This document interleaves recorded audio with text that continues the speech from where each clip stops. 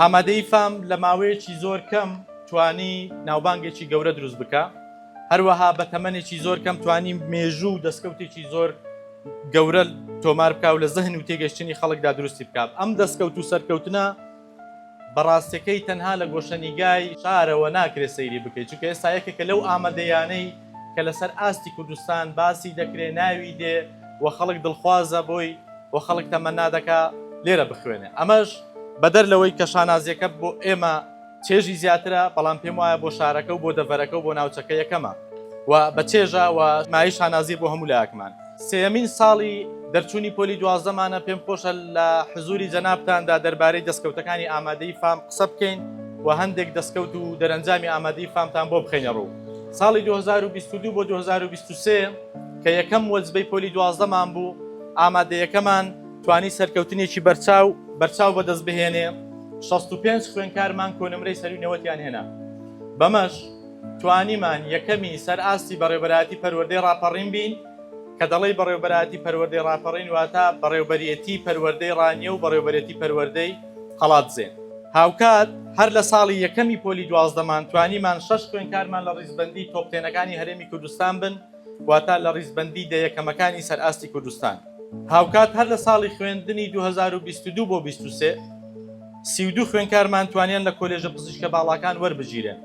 ئەمە ساڵێک کە ئاماژەیە بەوەی کە ئامادەیەکەمان ئامادەیەکی بنچینەدارە، ئامانزدارە و کۆمەڵ استراتیژێتی گرنگی هەیە. بەرەبەرە کە ژمارەکان دەبیرتان بێنن تێدەگەن کە ساڵ بۆ ساڵ لە گەشە سەندندایە، ساڵ بە ساڵ بەدی دەکەی کە نیەتی چاک، خواستی چاک و نیازی چاک هەیە. لە ساڵی 2023 بوو 24 دیسانەوە 61 خوێنکارمان توانیان کۆنمرەی سەرونەوەتیەک بەدەست بێنن. بەمەش توانی یەکەمی سەر ئاستی بەڕێوەبەرایەتی پەروەردەی ڕاپەڕین بێ. یەک خوێنکاریشمان بە فەرمی دووەمی سەر ئاستی هەرێمی کوردستان بوو، توانی کۆنمرەی 698 بەدەست بهێنێ. بەمەش بە فەرمی لە دامپێدانان و یان با بڵێن کۆنگرەی وەزاریدا ڕاگەیەندرا کە یەکێک لە خوێنکارەکانی ئامادەی فام دووەمی سەر ئاستی هەرێمە. لەگەڵەوەشە کە تۆ دووەمی سەر ئاستی هەرێمی بە دڵنیاییەوە یەکەمی سەر ئاستی پەروەردەی ڕاپەڕینی و یەکەمی سەر ئاستی بەڕێوەبەرێتی پەروەردەی ڕانیە و بەڕێوەبەرێتی پەروەردەی قەڵاتزێژی.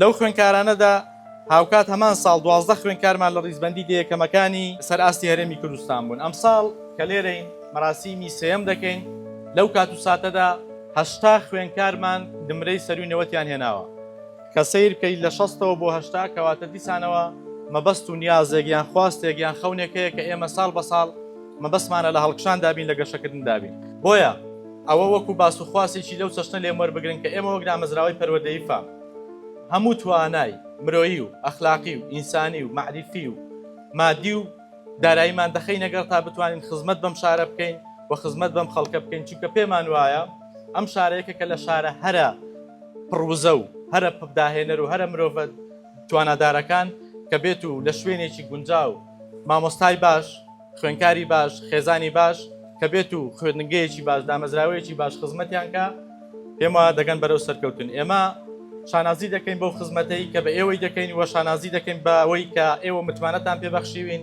بەڵێنیشتان پێدەدەین.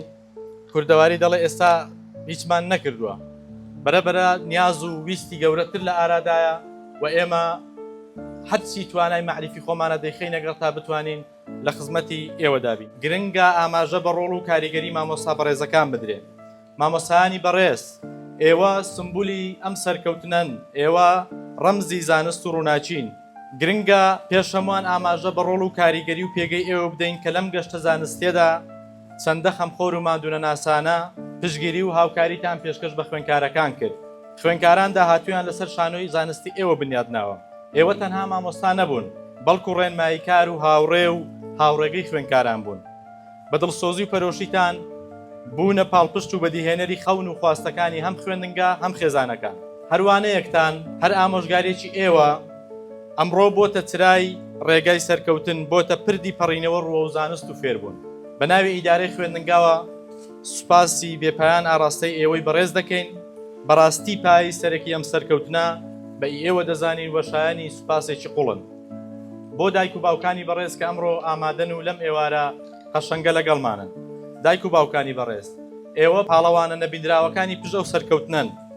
پاڵپشتی بێوچانتان، هاندانی بەردەوامتان گەورەترین هێز بۆ ڕۆڵەکانتان. ئەو دڵڕاوچەیە لە کاتی تاقیکردنەوەکاندا لەگەڵ خوێندکارەکان دەتان چەشت، ئەو خۆشیانەی لە کاتی سەرکەوتندا هاوبەشیتان لەگەڵ پێدەکردن هەمووی جێگەی پێزانینە. ئەوە ئێوە بوون کە شەو نەخوونی و ماندوو بوون پاڵپشتی قوربانیتاندا تا چرای هیوای بۆ ڕۆڵەکانتاندا بگرسێنن. لە پشت هەرێک لەم قوتابیە سەرکەوتنوانە چیرۆکێکی پڕ لە هەوڵ و ماندووبوون هەیە. ئەمڕۆ ئێوە پاداشتی ئەم هەوڵ و کۆشش و ماندووبوونە وەردەگرنەوە. بۆ خوێندکارانی زۆر ئازیز، شانازی بە خۆتانەوە بکەن. ئێوە بەم ئێوارەیە بە ئامادەگی مامۆستا و دایک و باوکانتان ئەم سەختێ تێدەپەڕێنن و سەرکەوتوو بوون و ئاستەنگەکانتان تێپەڕاندووە و بە ئومێد و خۆڕاگر بن. ڕەنگە لە ژیاندا تووشی ئاستەنگ ببنەوە، ڕەنگە زەحمەتی زۆرتان بێتە بەردەم و لە ڕێگادا. هەرگیز بێهێوا مەبن و متوانەتان بە تواناکانی خۆتان هەبێ. بەدەر لە زانست بەها مرۆیە بەرزەکان ڕابگرن، هەوڵ بدەن ببنە مرۆڤی دڵسۆز، مرۆڤی ژیاندۆز، مرۆڤی پەرۆش، دەوروبەرەکەتان خۆش بوێ و ئاگداری دەوروبەرتان بن، چونکە ئێوە داهاتووی ئەو نیشتیمانەن و ئەم وڵاتە لە ئەستۆی ئێوەدا دەبێت.